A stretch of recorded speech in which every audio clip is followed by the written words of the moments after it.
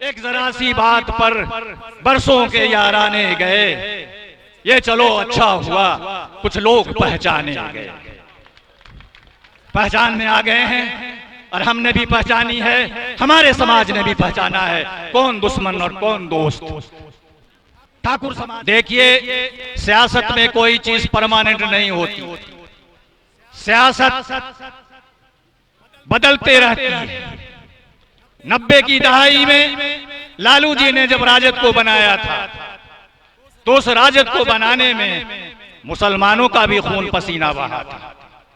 उस राजद को मजबूत करने में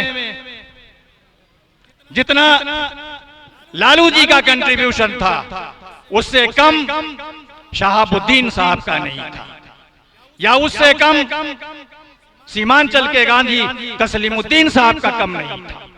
सारे लोगों ने राजद के लिए कुर्बानी दी थी, सारे लोगों ने राजद को मजबूत किया था और उसका नतीजा हुआ कि राजद ने 15 साल शासन किया। लालू जी ने और उनकी धर्मपत्नी ने 15 साल हुकूमत किया बिहार पर, और समीकरण का नाम कहा गया था MY समीकरण। उस MY समीकरण का नतीजा था।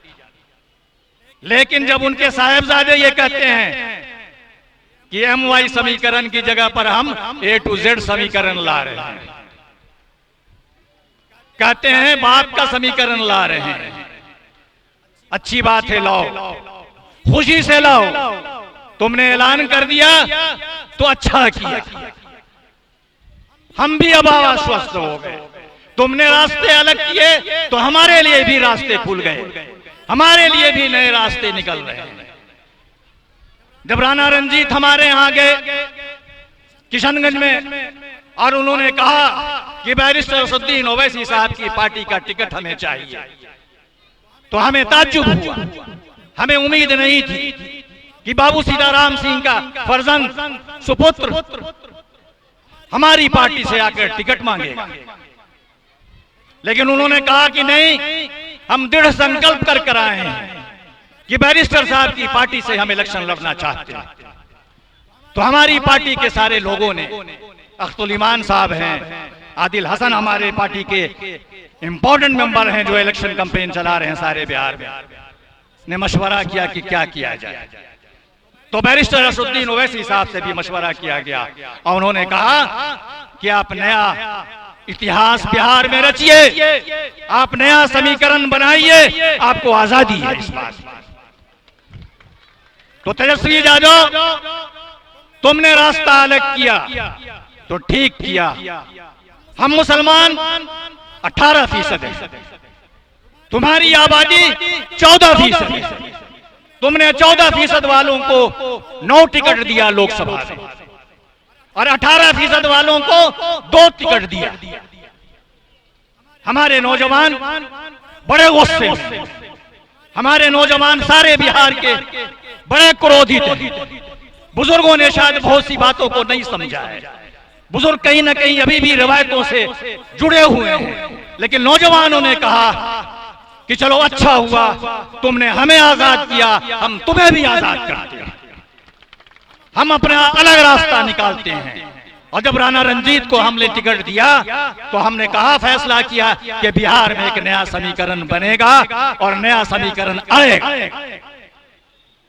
और उस समीकरण के तहत हमने 8 कैंडिडेट खड़ा किए MP में।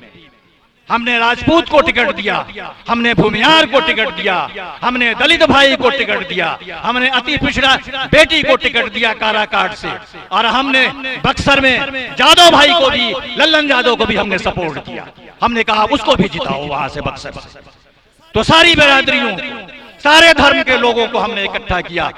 तो लालू यादव, तुम्हारा MY समीकरण तो मर गया, लेकिन हमारा नया समीकरण जो A to Z का है ये जिंदा है, ये शुरू हो गया, इसका आगाज हो गया। मैं आज इस मंच से बोल देना चाहता हूं कि आने वाला इलेक्शन जो 2025 का है, असेंबली का इलेक्शन, इस नए समीकरण के तहत आपके शिवहर, आपके मोतिहारी, आपके बेतिया, आपके वाल्मीकि नगर, आपका सारा बिहार से MIM अब की बार टिकट देगी और सारे बिहार से हम इलेक्शन लड़ेंगे अब की बार।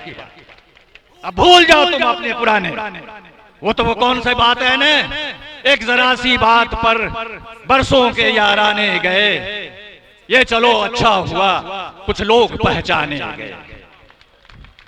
पहचानने आ गए हैं और हमने भी पहचानी है, हमारे समाज ने भी पहचाना है कौन दुश्मन और कौन दोस्त। ठाकुर समाज के आदमी हैं,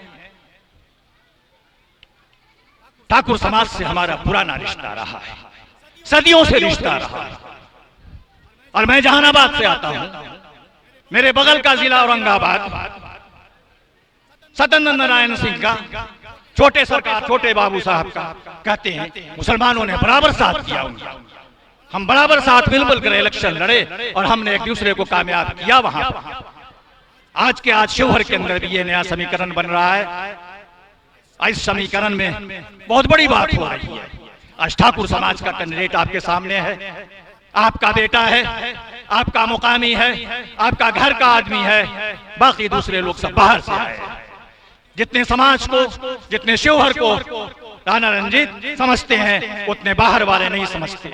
यहाँ की समस्याओं को, यहाँ के प्रश्न जो हैं, चाहे वो नदी कटाव का मामला हो, चाहे वो सड़कों का मामला हो, चाहे हेल्थ का मामला हो, चाहे एजुकेशन का मामला हो, जितना राणा रंजीत समझते हैं और जो वो कर सकते हैं, शायद बाहर का आदमी वो काम आपके यहाँ नहीं कर सकता है। इसलिए अपने घर के बेटे को अब की बार भेजिए। आप बाहर वालों पर बहुत भरोसा करते हैं, अब बाहर वालों को छोड़िए, अपने घर का बेटा आपका जीत कर जाएगा। आपके समस्याओं को वो जानता है, समझता है, और एक बड़े बाप का बेटा है वो।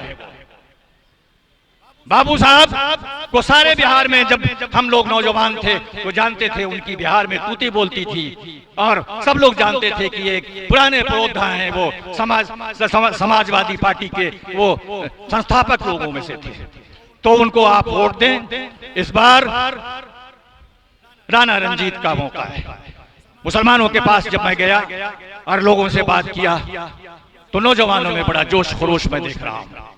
नौजवानों में अब की बार फैसला है कि नहीं, ठीक आपने जब फैसला किया है, बैरिस्टर सद्दुद्दीन ओवैसी साहब ने फैसला जब किया है, आपकी पार्टी बिहार ने जब फैसला किया है कि हम एक नए अलग रास्ते पर चलने के लिए, तो उस रास्ते पर नौजवान भी तैयार है। नौजवानों ने कहा है हम राजद के बंधुआ मजदूर नहीं है, हम राजद के गुलाम नहीं है। हमने पिछले 35 साल से तुमको साथ दिया, लेकिन जब तुमने रास्ता अलग कर लिया तो हमने भी अपना रास्ता अलग कर लिया और इस नए रास्ते पर हम आगे बढ़ रहे हैं। इंशाअल्लाह कामयाबी होगी। जैसा मैंने कहा कि स्टेज पर कम से कम 3 MP इस वक्त आपके पास मौजूद हैं, और भी लोग हैं मौजूद, और भी लोगों का वोट होगा और 1 तारीख तक 4 तारीख तक रिजल्ट होगा। तो अब की बार उम्मीद है कि MIM पहले से बहुत ज्यादा बेहतर रिजल्ट देगी, बहुत ज्यादा अच्छा करेगी। क्या आप इस बात से इत्तेफाक रखते हैं कि अब की राणा रंजीत को जाना चाहिए शिवहर से? आप जोर से बोलिए, आप क्या इस बात से इत्तेफाक रखते हैं कि राणा रंजीत को वोट मिलना चाहिए? शिवहर का बेटा है और आप जब इत्तेफाक रखते हैं और नौजवानों की ख्वाहिश भी है, आज ब्राह्मण समाज, आज दलित समाज, आज ठाकुर समाज, आज मुस्लिम समाज, सारा समाज राणा रंजीत के साथ खड़ा हुआ है। इंशाअल्लाह राणा रंजीत की जीत होगी। बहुत बहुत शुक्रिया।